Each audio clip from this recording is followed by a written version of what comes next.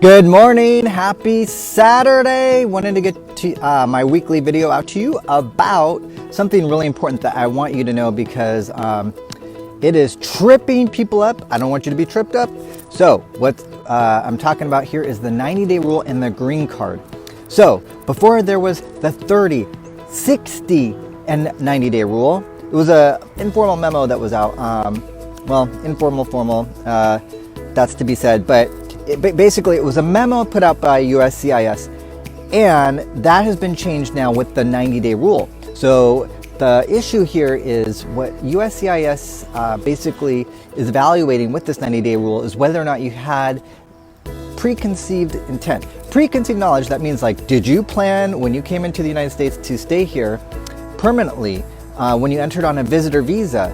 And the reason this is important because if you did, that could be considered visa fraud. And then the way that they evaluate this, like how the heck do they evaluate this? That's what you might be asking me. Well, this is how they do it. The way that they do it is like, what happened in those 90 days when you entered? Because when you're coming into the United States, you're making the representation, if you come in on the ESTA visa waiver program or on a visitor's visa, that you're going to return home.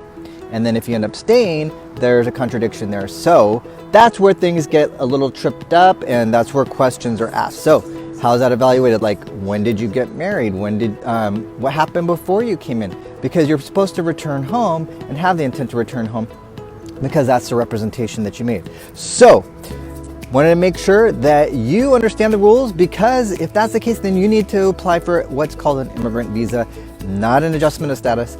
So if you have questions, call us 916-613-3553. We're here to help you, and have an awesome weekend. Thank you. Bye.